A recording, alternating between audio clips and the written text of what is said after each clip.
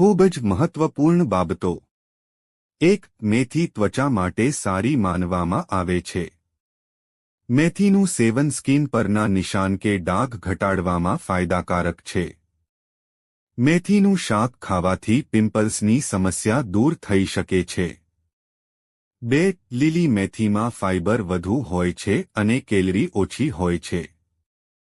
મેથીનો આહારમાં સમાવેશ કરીને સ્થૂળતા ઘટાડી શકાય છે. 3. કિસમિસમાંથી મળતું આયર્ન અને ચિયાના સીડ્સમાંથી સતત ઉર્જા મુક્ત થવાથી થાક સામે લડવામાં અને એકંદર એનર્જી વધારવામાં મદદ મળે છે.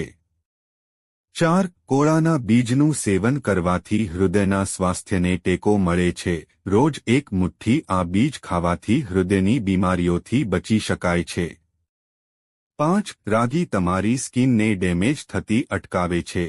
તે એન્ટીઓક્સિડન્ટોથી સમૃદ્ધ હોવાને કારણે સ્કિન માટે ઘણા ફાયદા કરે છે જે ફ્રી રેડિકલ નુકસાન સામે લડવામાં મદદ કરે છે અને તમારી સ્કિનને યંગ અને ચમકદાર રાખે છે. 6. ટામેટાના રસમાં 1 ચમચી લીંબુનો રસ ભેળવીને ચહેરા પર લગાવવાથી ડાર્ક સ્પોટ્સથી છુટકારો મેળવી શકાય છે. આ જ્યુસ લગાવતી વખતે ધ્યાન રાખો. 7. જ્યારે માથાનો દુખાવો અસહ્ય થઈ જાય છે ત્યારે આરામ કરવો જરૂરી છે. આ મનને શાંત કરવામાં મદદ કરશે. બધું કામ મૂકીને ટેન્શન લીધા વિના સારી રીતે સૂવાનો પ્રયાસ કરો. 8. ઘી આપણા શરીરની પાચન શક્તિને સારી બનાવે છે. તે ખતરનાક સૂક્ષ્મજીવાણુઓને દૂર કરવામાં પણ મદદ કરે છે. દાળમાં ઘી ખાવાથી કબજિયાત અને અપચો જેવી સમસ્યાઓથી રાહત મળે છે. 9. ફાઇબરયુક્ત ખોરાક પચવામાં વધુ સમય લાગે છે, તેથી નાસ્તામાં મખાના ખાવાથી તમને લાંબા સમય સુધી ભૂખ લાગતી નથી અને આ રીતે તે તમને મોટાપા સામે લડવામાં મદદ કરે છે.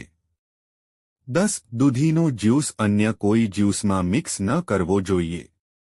દૂધી સાથે કારેલા મિક્સ કરવાથી તે પેટમાં ઝેર બની જાય છે. તેનું સેવન કર્યા પછી તેનાથી ઉબકા, ઉલટી, ઝાડા અને બેચેની થઈ શકે છે. 11. નારંગીની છાલમાં હાજર એન્ટીઓક્સિડન્ટ્સ સ્કિન પર વૃદ્ધત્વના સંકેતોને ઘટાડે છે. તે કરચલીઓ અને ફાઇન લાઇન્સને ઓછી કરીને ત્વચાને યુવાન અને તાજી રાખવામાં મદદ કરે છે. 12. દાડમની છાલનો સનસ્ક્રીન તરીકે ઉપયોગ કરી શકો છો. આ માટે તમારે કોઈપણ મોઇશ્ચરાઇઝરમાં દાડમની છાલનો પાવડર મિક્સ કરીને તમારા શરીર પર લગાવવો પડશે. આનો ઉપયોગ કરવાથી તમને ટેનિંગથી રાહત મળશે.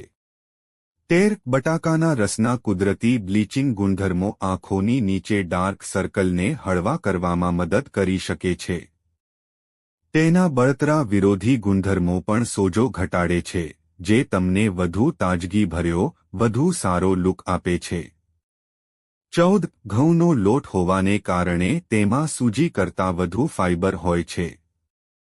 આ તેને પાચન સ્વાસ્થ્ય માટે વધુ ફાયદાકારક બનાવે છે, ભૂખને કંટ્રોલ કરીને અને બ્લડ સુગર લેવલને નિયંત્રિત કરીને વજન કંટ્રોલ કરવામાં મદદ કરે છે. 15. ઘઉંમુક્ત આહાર પર તમારી કેલરીનું પ્રમાણ ઘટશે, જે વજન કંટ્રોલ કરવામાં મદદ કરે છે. જો તમને આ વિડિયો ગમ્યો હોય તો લાઇક કરો, મિત્રો સાથે શેર કરો અને ચેનલને સબસ્ક્રાઇબ કરો. ધન્યવાદ.